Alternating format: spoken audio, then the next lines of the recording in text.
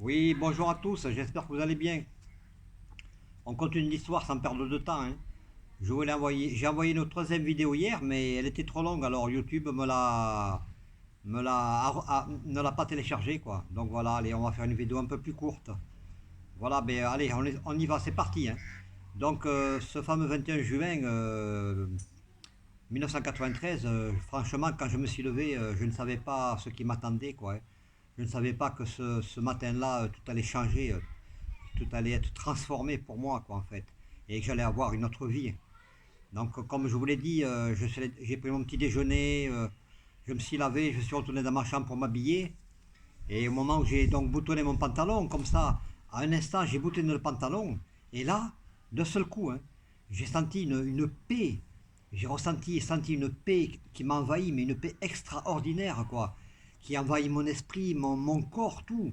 Et d'une seconde à l'autre, de cet état dont je vous ai parlé de dépression, hein, où j'étais à bout, à bout, à bout, mais d'un seul coup, comme ça, tout a disparu. Tout s'est dissipé et a disparu comme ça, à une fraction de seconde. Et là, je me suis dit, mais il s'est passé quelque chose. Je dis, c'est pas possible. Et dans ma tête, je me suis dit, mais c'est peut-être Dieu qui m'a répondu. Après ces 2 ans de supplication, je lui ai demandé vraiment de me sauver, quoi, de me montrer s'il était là, s'il était réel, s'il existait ou pas. Et là, il s'est passé ça. Et je vous dis, il y a tout ce mal-être que j'avais, mais tout ça, cette dépression, mais ça a disparu à une fraction de seconde. Mais c'est incroyable, quoi, incroyable. C'est pratiquement un miracle, quoi. Et de ce coup, mais je me suis senti serein. J'avais l'impression qu'autour de moi, tout s'élargissait, que l'espace devenait de plus en plus large, de plus en plus grand. J'avais l'impression que l'horizon était long, infini, et plat, et plat, et plat. Ma poitrine qui était fermée à cause de ces souffrances-là, mais j'ai senti qu'elle s'ouvrait carrément. Qu'elle s'ouvrait, j'ai ressenti une joie, mais une joie immense, une envie de vivre, vraiment une joie de vivre. En tout cas, si vous ne l'avez pas vécu, vous ne pouvez pas savoir exactement ce que j'ai ressenti ce jour-là, quoi. Mais en tout cas, c'était extraordinaire, quoi, extraordinaire. Et d'ailleurs, cette paix, cette sérénité ne m'a jamais quitté jusqu'à présent, et depuis 1993 jusqu'à maintenant, en 2025, hein. Et d'un seul coup, comme ça m'est venu de ma tête, ça m'est venu dans ma tête et j'ai eu envie de boire un café comme ça. J'ai eu le besoin de boire un café. Et le café, bon, j'adore ça, quoi, hein. Et donc voilà, j'aurais pu boire un café à la maison, dans la cuisine. J'aurais pu faire 500 mètres, aller au bar, hein, sur la place de mon village et boire mon café à la terrasse.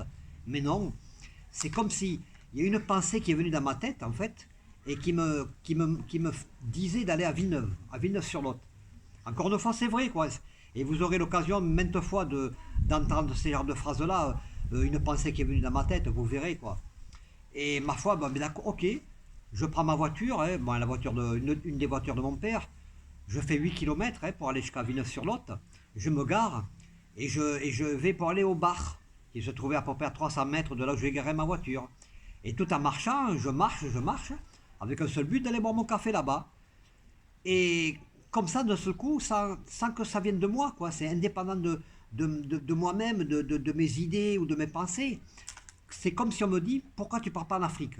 En tout cas, j'entends ça, mais sous forme de pensée. Pourquoi tu pars pas en Afrique? Et je me dis, ben, pourquoi je partirais pas en Afrique? C'est vrai. Depuis que tu es petit, tu rêves d'aller en Afrique.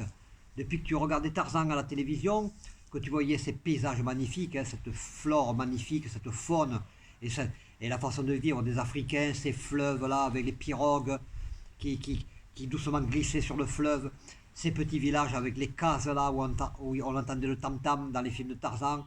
Bon, tout ça, ça me faisait rêver, quoi. Et quand j'étais petit, je m'évadais dans ces rêves-là, quoi. Je m'imaginais vivre là-bas. Et ma foi, je me suis dit, mais réalise ton rêve. Mais ben ouais, pars en Afrique. De toute façon, t'as rien ici, t'as plus rien, t'as rien ici, quoi. Donc pars. Mais je vais aller où? En Afrique, quoi. Où? Parce que l'Afrique, c'est vaste. Et je réfléchissais tout en marchant. Je marchais, doucement, tranquillement, heureux, vraiment calme, serein, mais vraiment dans un état vraiment, mais d'une paix, vraiment extraordinaire. Ça vraiment, encore une fois, je vous l'assure, quoi. Une paix extraordinaire. Et tout en marchant, bon, je pensais, je vais aller où en Afrique? Donc je pensais à la Côte d'Ivoire, je pensais au Gabon, au Togo, au Bénin, à des pays comme ça.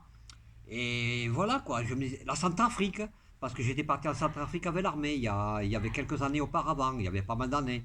J'étais dans un régiment de parachutistes, donc j'ai fait 4 mois là-bas et c'était extraordinaire pour moi ce séjour, quoi. Mais après je me suis dit l'Afrique c'est pas stable, quoi, c'est dangereux, quoi. Et je marchais, j'ai marché, et puis d'un seul coup, c'est c'est comme si on me poussait ma tête vers le côté gauche et je me tourne. Et qu'est-ce que je vois? Sénégal.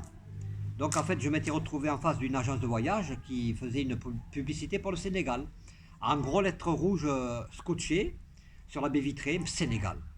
Et d'un seul coup, je me rends compte, je me dis, mais toi, tu es en train de demander où tu vas aller en Afrique et tu vois le Sénégal. Je dis, mais le Sénégal, c'est l'Afrique. Je dis, je vais au Sénégal, quoi. Et je me suis dit, c'est peut-être Dieu qui me répond, qui me montre, qui me guide, peut-être. Et peut-être, parce que je ne sais pas. Je me dis, c'est peut-être le hasard, peut-être des coïncidences. Mais ce que j'ai ressenti ce matin, vraiment, ça venait de quelque part, quoi, d'une source vraiment invisible, quoi. Ce que j'ai ressenti dans ma chambre, c'était trop fort, quoi, trop puissant, trop puissant. Et ma foi, ben, je me suis dit, ben, je vais en Afrique, moi je vais au Sénégal, hein. Voilà, quoi. Et voilà. Je me dis, c'est peut-être Dieu. Encore une fois, peut-être que je suis fou, peut-être que c'est des coïncidences ou un hasard, mais vous allez voir que le hasard et les coïncidences, comme je l'avais dit plus tôt, ça n'existe pas. Donc me voilà, quoi. Donc, ben, ma foi, j'ai préparé mon voyage, hein. Je suis allé vivre chez ma tante, j'ai quitté la maison de mes parents le soir même, hein. Je suis allé vivre chez ma tante pendant 4 mois. Avec un de mes cousins, on est parti dans les champs, travailler, on est allé castrer le maïs. Après, il y a eu des saisons des prunes, on a ramassé les prunes. Et bon, ces deux activités, bon, l'argent que j'ai gagné, je l'ai dépensé, hein. Mais bon, on m'a appelé quand même fin septembre, une usine de conserverie, parce que j'avais déposé un dossier déjà depuis quelques mois. Donc ils m'ont appelé, voir si j'étais libre. Je dis, il n'y a pas de problème. Donc j'ai commencé le lendemain pour travailler de nuit, nettoyer les machines. Donc c'est avec ça en fait que j'ai gagné mon billet d'avion. Donc je suis allé acheter mon billet. J'ai payé d'avance une chambre d'hôtel à Dakar, hein, au Sénégal. Et une navette aussi qui allait me prendre à l'aéroport, qui allait m'amener à ce fameux hôtel. Et ce fameux hôtel s'appelle, jusqu'à présent, Al Baraka. Donc le Al Baraka, la Baraka, vous savez ce que ça veut dire, c'est la chance. Donc c'est peut-être symbolique aussi, c'est peut-être un signe. Et ma foi, ben voilà, quoi. Donc, et pour tout argent, en fait, j'ai pris la valeur de 300 francs français, c'est-à-dire 45 euros. Parce que j'avais lu dans les évangiles que Jésus avait dit, si tu vas aller vers Dieu, vers le Père, vers Dieu, n'emporte rien avec toi. Ne t'inquiète pas de ce que tu vas manger, ne t'inquiète pas de ce que tu vas boire, et de ce dont tu seras vêtu. Ça, ce sont les païens qui s'en préoccupent. Donc moi, cette parole-là, je l'ai mise en acte. Parce que je me disais que c'est peut-être Dieu qui m'a répondu ce matin-là, et ce matin-là du 21 juin, et donc je me remets entre ses mains, quoi. Donc c'est pour ça que je suis parti avec cette somme-là. Et ma foi, mon cousin, après Raphaël, m'a accompagné jusqu'à Paris, jusqu'à l'aéroport aussi Charles de Gaulle. Mon avion était là. Après, il m'a laissé. Vraiment, c'était on s'est quitté vraiment un petit peu quand même le corps lourd, hein. Mais j'étais heureux. Sans, vraiment, je m'inquiétais de rien, parce que c'est comme si j'étais devenu une autre personne, quoi. Comme si vraiment, d'un cauchemar, en fait, d'un mauvais cauchemar, je m'étais réveillé dans un rêve extraordinaire, mais un rêve réel. Qui est extraordinaire. Et dans ma foi, j'ai pris l'avion, on est arrivé à Dakar. La navette m'a pris, m'a mené à l'aéroport, m'a mené à l'hôtel. J'ai fait une première nuit là-bas, tranquille. Et après, je devais rendre les clés le lendemain, quoi. Mais le lendemain, bon, j'avais un petit peu peur quand même, quoi, parce que je m'étais dit, maintenant, si je rends la clé, je vais aller où maintenant? Parce que je ne sais pas où aller. Le Sénégal, j'y ai jamais mis les pieds, je connais personne. Bon, pour moi, c'est l'inconnu. Et donc, avec l'argent qui me restait, j'ai repris une chambre encore. Ça coûtait la valeur de 16 euros. Donc, j'ai repris une deuxième nuit. Et pendant la deuxième nuit, j'ai fait un rêve. Et dans ce rêve, j'ai entendu une voix qui m'a dit, on ne t'a pas amené ici pour rester, il faut partir maintenant. Donc, le lendemain, je me suis réveillé avec cette voix-là, qui est gardée, imprimée dans mon esprit.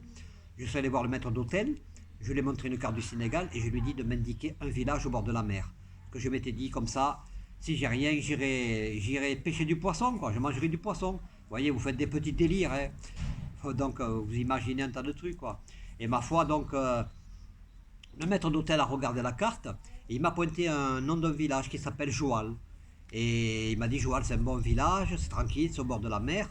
Donc il y a la mer sur le côté droit, le bras de mer sur le côté gauche. Et Joual, c'est tout en longueur. D'accord, ok, mais j'ai dit, mais je vais aller à Joual. Donc il m'a indiqué comment aller à Joual. Et donc j'ai pris le premier car qui m'a mené dans une grande ville qui s'appelle Mbourg. Et de Mbourg, je suis allé jusqu'à Joual. Et là, je vous raconterai mon arrivée et encore une fois ce qui s'est passé aussi, qui est vraiment extraordinaire. Et là, on va commencer à rentrer vraiment dans le peu ordinaire, parce que jusqu'à présent, tout était ordinaire, mis à part ce qui s'est passé dans ma chambre 4 mois avant que je parte. Mais là, on va rentrer dans une autre dimension. Hein. Donc, vraiment, suivez bien ces vidéos, quoi, parce que vous allez en avoir pour votre compte. Ça, c'est moi qui vous le dis. Sur ce, je vous souhaite une bonne fin de journée et à après-demain ou peut-être à demain, ça dépend. Allez, merci beaucoup et portez-vous bien. Hein, merci beaucoup.